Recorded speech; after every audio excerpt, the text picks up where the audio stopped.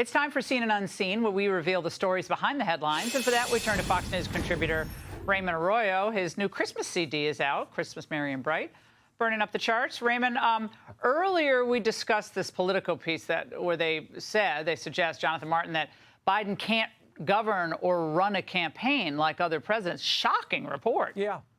Well, Politico also suggests, Laura, and you mentioned it earlier, his staff doesn't trust him to even try. Now, they have good reason for those concerns. Today, the president welcomed the Stanley Cup-winning Vegas Golden Knights, though it's not exactly clear that he knows he's the president.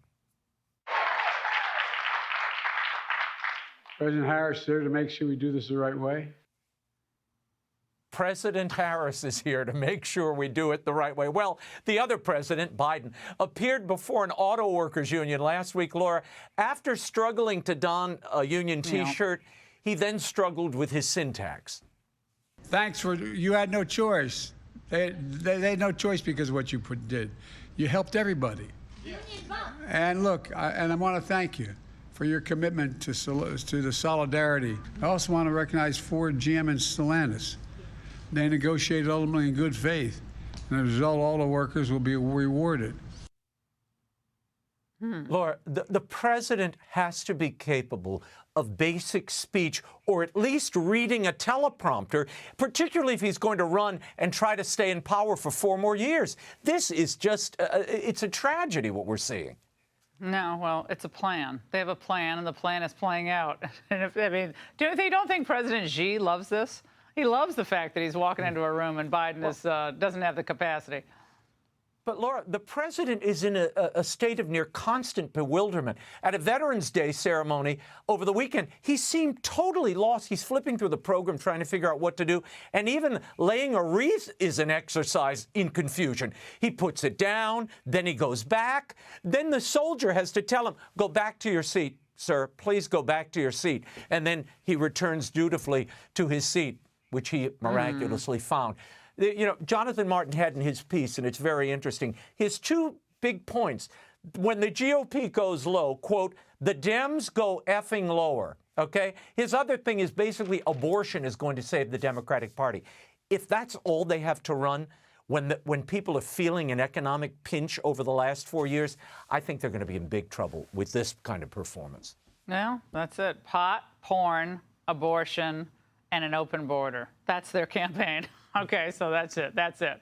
All right, Biden is not only bewildered, Raymond, he's as a public figure, but soccer star Megan Rapinoe, she went down in the last game of her career. It was very, it was actually sad. She claims that she tore her Achilles tendon, which is a horrible injury. Just ask Aaron Rodgers. Here's how she described it. I mean, you know, I'm not a religious person or anything, and if there was a God, like, this is proof that there isn't, because so yeah, it's just up, you guys. Like, it's just 6 minutes in. My Achilles. I mean, what the What a charming woman. I mean, you can't, we have to beep everything she says. She's so sweet with her language. Maybe the injury, though, is proof that there is a God. Because as you know, Laura, he lifts us up and he humbles us. Maybe in recovery, Megan will have time to meditate on that. Contrast Rapinoe with Houston Texans quarterback C.J. Stroud, who beat the Bengals this weekend in an incredible game. Listen to him.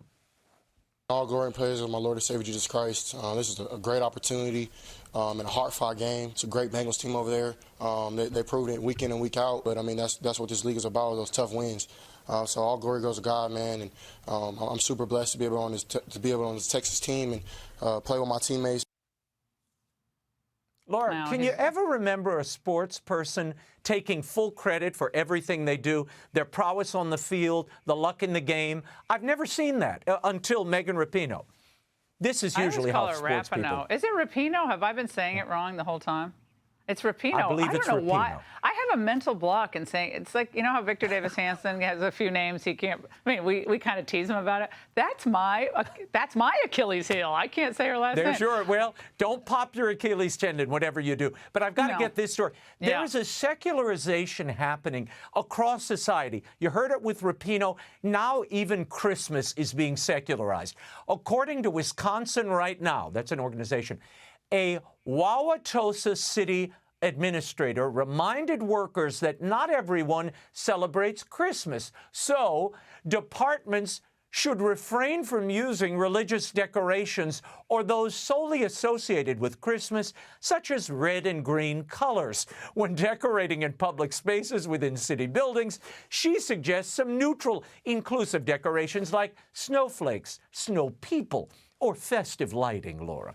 This is quite a doozy. I wonder, is she concerned about those who don't celebrate Diwali or Flag Day or Kwanzaa? I mean, this is only dragged out, this kind of exclusionary stuff, when Christmas rolls around.